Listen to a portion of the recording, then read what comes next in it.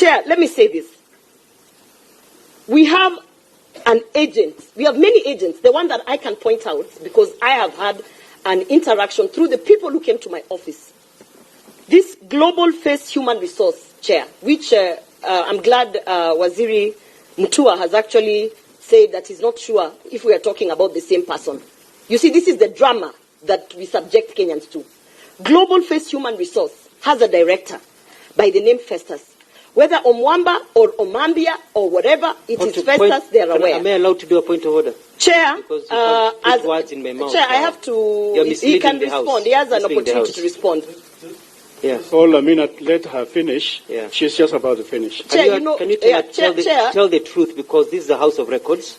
Yeah. Tell the truth. You don't have to lie to the gallery just because they are camera. Welcome to Havana Media. My name is Celestine Wandia. I'll be your host for today. We are covering a major clash in Kenya over a government program called Kazi Majuu, designed to help Kenyans find jobs abroad. But instead of opportunity, allegations of scams have surfaced, pitting Labour Cabinet Secretary Alfred Mutua against nominated Senator Gloria Orwoba. Let's get into it.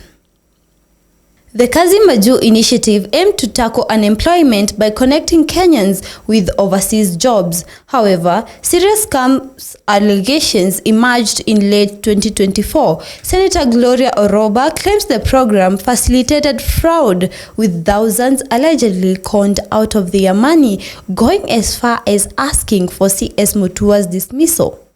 Remember last year, Senators Gloria Orwoba's stance on the 2024 finance bill regarding sanitary pad taxes drew criticism from some who felt it contradicted her role as a protector of women's needs. While she argued that the bill, particularly after amendments, would not affect tax locally manufactured sanitary pads and aimed to support local manufacturers, some perceived her support as a betrayal given potential cost implications for imported pads and the overall financial strain on women. I have heard him saying that government is not in charge of, recruiting or giving people jobs. Then my question is, what is the role of the National Employment Authority? And if we can be given the role of the National Employment Authority in relation to this recruitment drive. Chair, I ask this because when I partnered with the National Employment Authority, including the posters that he has said and the videos, which are there, yes, they are there, in partnership with the National Employment Authority, it is that authority that is vetting the agents. It is that authority that is also vetting what you have heard him saying, the job orders. It is that authority that will be able to tell you that government has a bilateral agreement or does not have a bilateral agreement with certain countries. Chair, this weekend, and maybe I'm wrong, the Cabinet Secretary is here, he can now correct that. Those 60 people who have traveled out of this country have gone to Iraq. We have this same government rescuing people from Iraq. So my question is, what is the role of the National Employment Authority?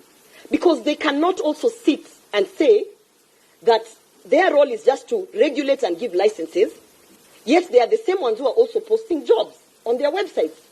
They are the same ones who are also endorsing some of the agents who I see here who have conned Kenyans. We need to get clarity so that us as legislators and representatives of the people can be able to do our work the way we are supposed to do. Finally, Chair, as I submit. The last one. And, yes, Chair, I'm the statement holder, and I'm very passionate about this because you can see now they want to start frightening me. Yeah, the others also. Telling me they are going to remove me as a senator, because I'm playing my job. That one, I bring it on. Chair, let me say this. We have an agent. We have many agents. The one that I can point out, because I have had an interaction through the people who came to my office. This Global Face Human Resource Chair, which I'm glad Waziri Mutua has actually said that he's not sure if we are talking about the same person. You see, this is the drama that we subject Kenyans to. Global Face Human Resource has a director by the name Festus. whether Omwamba or Omambia or whatever, it is Festus, they are aware. Am I allowed to do a point of order? Chair, Because you can't put words in my mouth. Chair, I have to, he can respond. He has an opportunity to respond. Yeah. All a minute, let her finish. Yeah. She's just about to finish. Chair, Can you tell the truth, because this is a house of records? Yeah. Tell the truth. You don't have to lie to the gallery just because there are cameras. I will be held accountable for every word. And Chair, you have seen me sitting here and listening to including the false claims that the Cabinet Secretary has brought to distract this committee. So he should also allow me to speak so that he can clarify, the same way I'm going to clarify to the people of Kenya that I am not involved in any. I have no business in this country, Chair. So, Chair, I want to ask, in his submissions that we have in writing, they have said that they are only aware of one Festus Omwambia. The spelling is a mistake between a W and an IA. That is the only difference that we have. Otherwise, the company is the same, the individual is the same, but the Cabinet Secretary is trying to come to this committee to tell us that, okay, maybe if you're talking about the Festus with an IA, that one we don't know. But us, we know the Festus with a WA. Chair, at the end of this inquiry, because I've seen Mr. Festus, I've seen his photos out there, it is the same Festus. And it is the same company that is calling people. And they are still licensed. So I want to ask this question to the Cabinet Secretary and to the Director General of National Employment Authority. Because it's no longer a game. We are playing with Kenyans' lives. It's not about a game of WA or IA. It is about people getting conned, people committing suicide. It's about families being broken. Okay. And you cannot come here to tell us that the Festus you're referring to is an IA and our Festus is a WA. It doesn't matter, because at the police station, his fingerprints are taken and his fingerprints are the same. So we want to know that the National Employment Authority is safeguarding Kenyans from rogue agents, not this drama. CS Alfred Mutua vehemently denies these claims, calling them fake news and a smear campaign. He accuses Senator of spreading misinformation for a political gain after her own attempts to secure jobs for 600 people didn't go as planned. He challenges her to provide evidence of the alleged victims. They summoned CS Mutua and National Employment Authority officials on May 6, 2025 for questioning. A heated exchange occurred between Mutua and Orwoba during the session, with both of them sticking to their narratives. All over the world, they are con people all the time. And so these con people, and that's why I want you to differentiate. There are programs you're working on. There are rumors and people who just want to perpetuate things. And I've given you a letter I wrote to the Senate about a rogue member of parliament, who will be, I'll go to the Senate and we're going to show that everything she's been talking about is lies, basically untruths. And she actually, I'm seeing her, she may actually lose her job because you don't create a crisis and exaggerate, You go to a place, it's like you today, you have to be responsible. You go to a school and a child has been injured or two children have been injured and you go screaming to the whole village, watoto wamekufa wote in the school. You cause massive panic. There's responsibility. So the companies who have been faking and doing the bad things, I'm dealing with them. But then I have a message to Kenyans. And I think this is very important. We have people in this country, like there are in many countries, who are basically taking advantage of young people. These people are not registered with the government. This is somebody who wakes up in the morning, decides to call themselves the spice recruitment company, gets a sign, puts it on a wall somewhere in the country. It's a big country. Goes out there, prints posters. Before we catch up with them, people go, and before you know, they've been sent to Myanmar, they've been sent to people. We don't know who this person is. The only time we know about this person is when people come and complain, I gave money to this person, we go and look. Yes. So what we did is this. We have published in the website of National Employment Agency a list of all the registered companies. Those ones I have in control. They're under my control. I monitor what they do. We also even have a toll-free number, 0800 222 223. 0800 222 223. Before you give your money to anybody, call that number. Check the website. Is this person registered? We even have a list of people who've been blacklisted. Is this person blacklisted?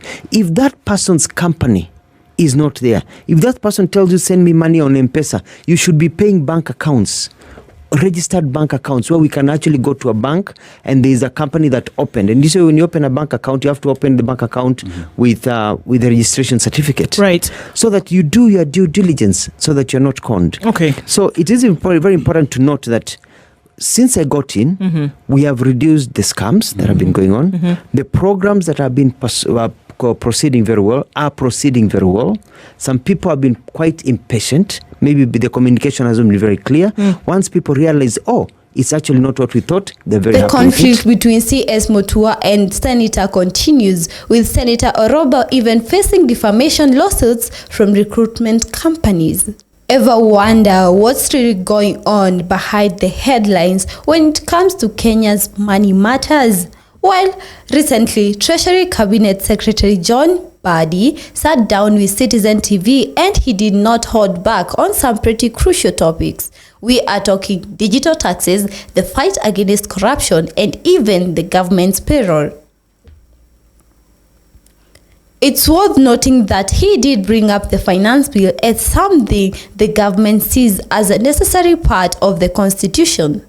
Think of the finance bill as the government master plan for how long it's going to collect revenue.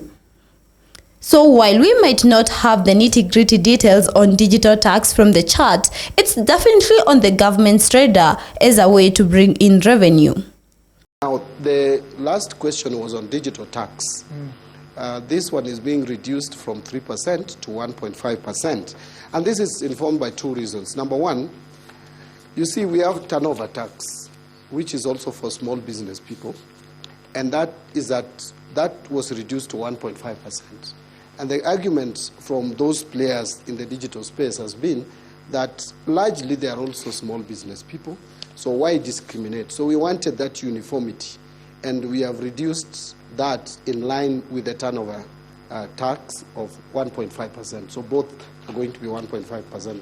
Lastly, on that, also, again, to enhance compliance. Experience has shown when you have lower tax rates, especially on consumption taxes, then you raise even more revenue. It enhances revenue collection. So we believe that with the digital asset tax coming down to 1.5%, we are likely even to collect more taxes on that budget, on that tax line. You want to define what consumption taxes are for the sake of the audience and viewers at home? Consumption taxes, these are taxes that you pay when you consume goods or service. You know, there are taxes that whether you consume or not, you pay. Like your salary, we deduct it. Whether you will benefit or you will not benefit, you have already paid it. Sometimes there is no commensurate. It is not commensurate. You pay more and you gain less. Because we are in a society where we support each other. But in consumption tax, the more you consume, the more you pay. So if you eat 2 loaves of bread, you definitely pay much more than I who eats 1 loaf of bread in a day. So that is a consumption tax. If at all there is tax on bread, there is no VAT on bread. But I've just given that example, that if it is a consumption tax, it means the more you consume, the more you pay. But Mbadi didn't just talk about how the government wants to make money. He also addressed the elephant in the room, corruption. He highlighted just how much the country is losing through corrupt dealings, especially when it comes to government contracts, public procurement. Now, when the topic of data protection came up in relation to going after the corrupt, the underlying message was clear. Those who are lining their own pockets with public funds shouldn't be able to hide behind anything to avoid facing justice. Data protection question, because I think that one has been canvassed and discussed. Let me put it this way. This amendment which we are trying to remove, was not there before. That provision of the law in our tax laws, it was not there in the tax procedures. It was brought in by Parliament, and I think it was a mistake. Already, the tax procedures had taken care of the data protection, because if you look at the provisions of that, the Tax Procedures Act, it speaks to in line with the Data Protection Act. So you can't go outside Data Protection Act. Then someone felt at one point, I think it was in 2023, if I'm not wrong, someone brought it as an amendment and indicated that for you, and this is how it read. Maybe if I could just quickly read it. Sorry, thank you. Thank you, Mheshimiwa. That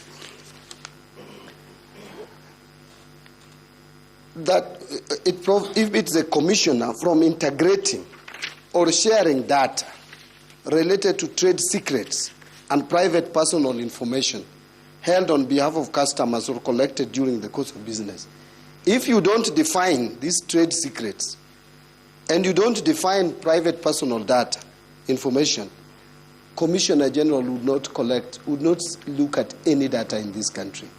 And I think this was the intention of this amendment. It was mischievous in my view.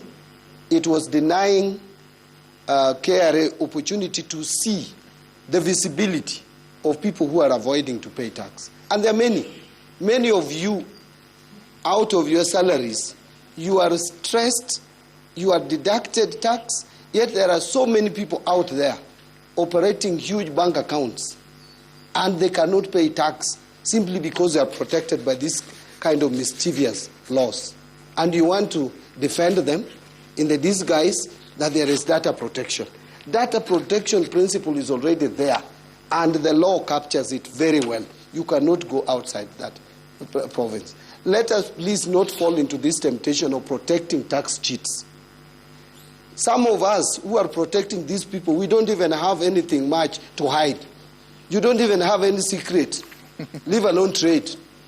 What are these trade secrets? There's simply financial information someone is denying Kenya Revenue Authority so that they don't pay taxes. And they're building huge buildings here in town. They are driving big cars. They are showing opulence all over. And you earn only 50,000 and you surrender almost 30%, 35% to Kenya Revenue Authority. It is unfair, it is immoral, it is something that we should not allow to continue. And that is my position. CS Mbadi also touched on the sheer number of advisors the national government has. Tell us what you think about the senator's scandal with CS Alfred Mutua and also what Mbadi provided for the citizens to hear. I have been your host, Celestine Wandia. Share, subscribe, and like the video.